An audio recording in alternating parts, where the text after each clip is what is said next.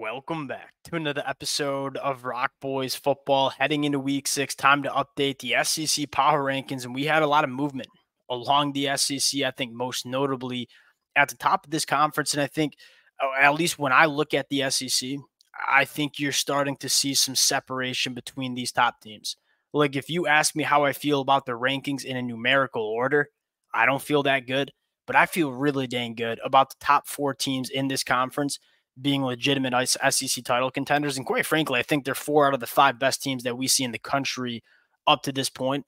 Want to get into how I stack these SEC teams, what teams have the potential to move up in the rankings.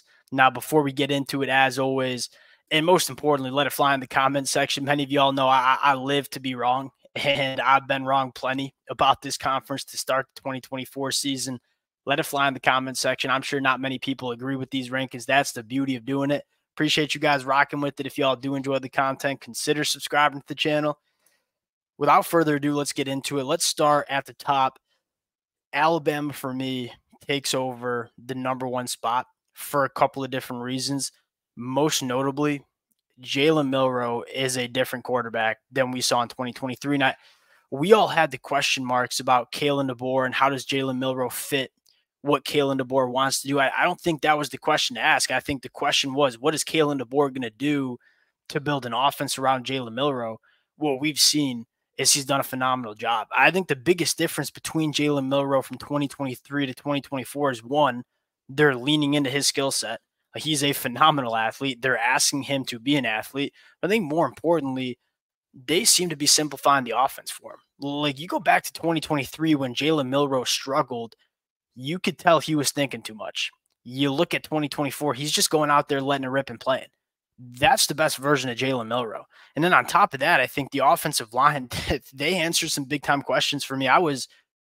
From what we saw early in the year for Alabama, and I get Caden Proctor was out, it wasn't great from the offensive tackle position. That was a storyline heading into that Georgia game.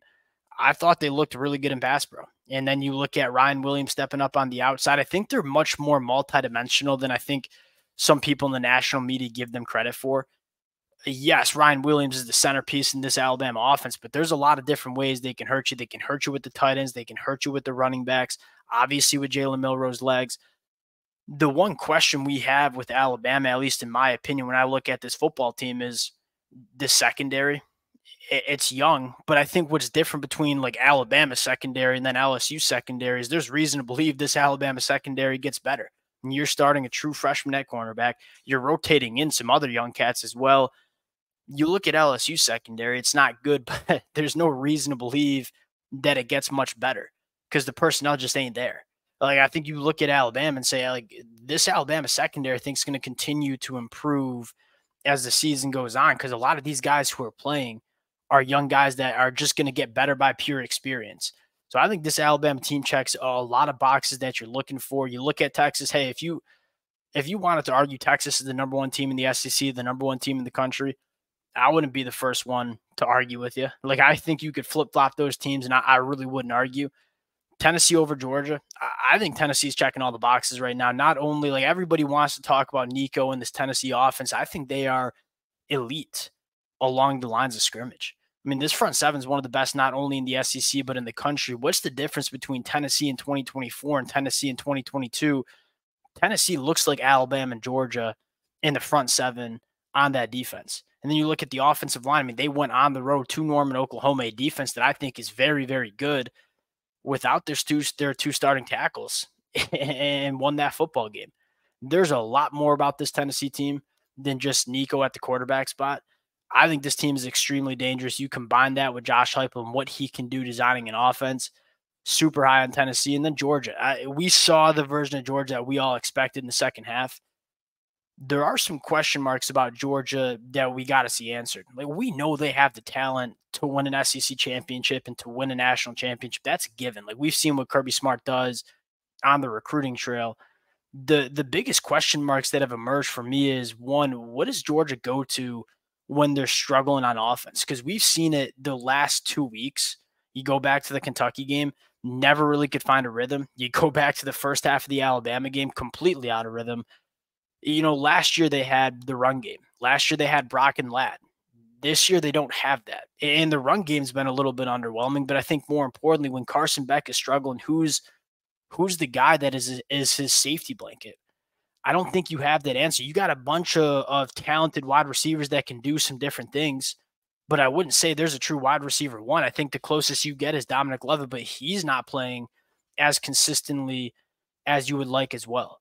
And so the biggest question I need to answer is, hey, when Georgia is struggling on offense, who's the guy that steps up to help Carson Beck out? That's the answer I got to see. And then the secondary, that against Alabama, that's about as bad of defensive back play as I've seen Georgia play in a couple of years. And even their best player on the football team, Malachi Starks, I didn't think had a very good game. It was a down game for Georgia. There's no question about that. But man, we got some question marks in the back end of that Georgia defense as well. Going to Mizzou in the dark horse category, I think Mizzou checks a lot of boxes. Veteran quarterback that I trust to win football games. Really, really good offensive line. Obviously, Luther Burden on the outside. My biggest question mark about Mizzou is kind of twofolded. One, we haven't really seen them play like a legitimate SEC title contender. I think we could see that going forward. But I think more importantly, the question I have is, do they have that elite top-end talent along the front seven that the other four teams have? I don't know if we know that, and I don't think we've seen that so far. And so the biggest question I have is, hey, Mizzou checks so many boxes. This is a team that on a good day I think can compete for an SEC title, but the biggest difference between Bama, Texas, Tennessee, Georgia is those are all elite front sevens. I don't know if Missouri's is. And because of that lack of top-end talent scattered along the roster, that's why I have them as a dark horse right now. You look at Ole Miss. Look, a lot of people are selling their stock in Ole Miss. I'm not. In fact, I'm probably buying stock in Ole Miss. And I get that's a disappointing, disgusting loss against Kentucky. That offense just, for the first time in a really long time, like that offense under Lane Kiffin just looked, one, out-schemed, which is rare to say, but more importantly, just not ready to play football. The question you have about Ole Miss is, one, along the offensive line. I thought you saw Kentucky's defensive line, and they weren't doing anything special. They got some good players on the defensive line, but there was a lot of rush 4, rush 3, drop 7 and 8. They weren't sending a ton of pressure, and it gave Ole Miss's offensive line some big-time problems, specifically on the inside. But I think the reason to believe in Ole Miss, I think this front seven is really good. I mean, they had 5 sacks, 10 tackles for a loss against Kentucky. This is a top 5 team in rush defense that we see in the country. I think this Ole Miss offense or defense, I should say, is much better than a lot of people give credit to. The offense just has to figure it out. And you look at Lane Kiffin, you look at Jackson Dart, Trey Harris, Juice Wells, and say, the talent's there. Now they just got to put it together. Again, I think there's reason to believe this Ole Miss team can bang and compete at the top end of the SEC. We just have to see it on the football field. LSU, dark horse, really good offense. Nussmeier's a phenomenal quarterback. Weapons on the outside, really good offensive line. Caden Durham at the running back spot, really stepping up. There are all sorts of things to like about this LSU offense, and that's what makes them a dark horse in the SEC conference. But what we just talked about it, I think the front seven is not as bad as we thought it was going to be. What I'm most concerned about is the secondary. Like, Blake Baker wants to send pressure. He wants to leave his defensive backs on islands. He was able to do that at Missouri last year because he had legitimate NFL dudes in the back end last year at Missouri. He just straight up doesn't at LSU, and you want to see them want to bring pressure, but they don't have the defensive backs to really play what Blake Baker wants to do. I'm high long-term on LSU, specifically on the defensive side of the football. But this year, it's hard for me to see this LSU defense being good enough to compete at the top end of the SEC as we sit right now. Oklahoma, completely different story in terms of just where your question marks are. I think this Oklahoma defense is very, very legit. We saw them give Tennessee a lot of problems. And I think, yes, Tennessee probably stepped off the gas a little bit. But I think also Tennessee fans would agree that Oklahoma defense is very good.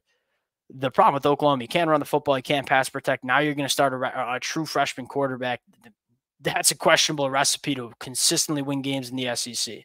We saw them have to rely on a pick 6 to get by Auburn. Look, this Oklahoma defense, I think, is going to keep them in a lot of football games, but I just got question marks about the offense. You look at Texas A&M, I think they are arguably, outside of Ole Miss, maybe the most talented team And I don't know if I'd say that, but Texas A&M's got some real talent, especially on the defensive side of the football. And against Arkansas, you saw the best version that we've seen all year with this Texas A&M defense, but very similar to Oklahoma. You got some question marks on the offensive side of the football. I think it starts at the quarterback spot. Marcel Reed injecting a lot of playmaking ability, but you watch the film and say, yeah, that looks like a redshirt freshman at times.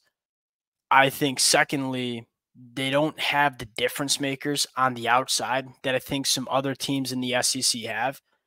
I like Texas A&M. I think it might be the best defensive line that we see in this conference, but there are some kind of big question marks that we have for Texas A&M. Now, South Carolina, and some people probably surprised that I have South Carolina in the dark horse category.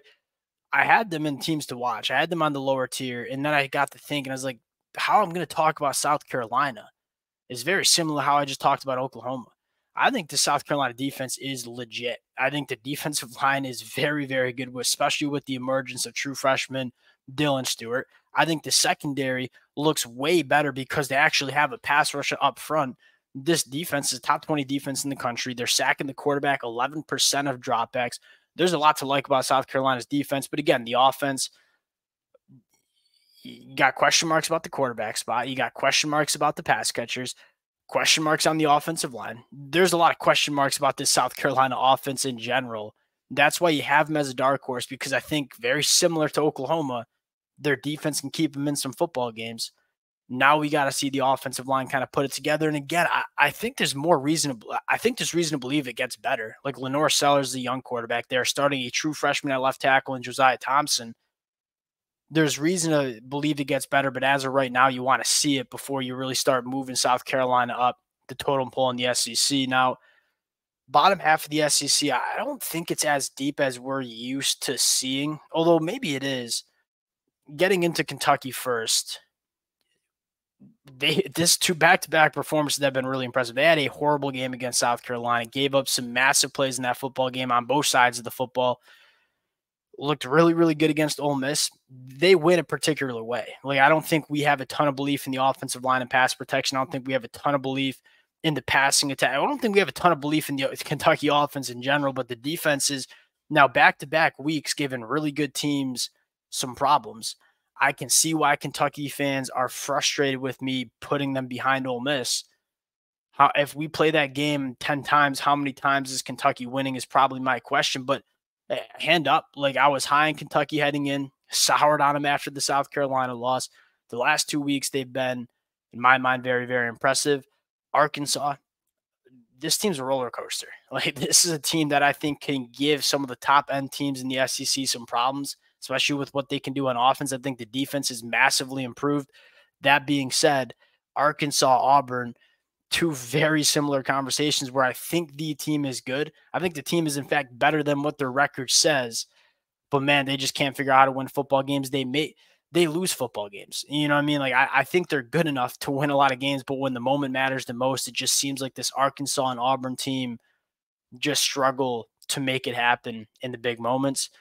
Florida, Vanderbilt, Mississippi State, rounding it out. Florida, I think, is a disaster right now. And I think there's a good chance that Billy Napier gets fired after this game against UCF. I look at that matchup and say, all right, Florida's just not SEC caliber on either sides of the line of scrimmage. UCF's going to run the football a lot. There are some redeeming aspects about Florida that I like. You can't have this many holes in the SEC and expect to win games consistently. Vanderbilt, Diego Pavia is fun. That's why they're above Mississippi State. We're used to talking about Vanderbilt being the worst team in the SEC. Not right now. Like, Vanderbilt, with this unique way they like to play, they can give some SEC teams some problems. And then Mississippi State flat out stinks. Bad along the lines of scrimmage, starting a true freshman quarterback. There is almost zero redeeming quality about this program, to be honest. We'll cut it out there. Appreciate you guys rocking with it. If y'all do enjoy the content, consider subscribing to the channel. Appreciate you guys. We'll talk to y'all later.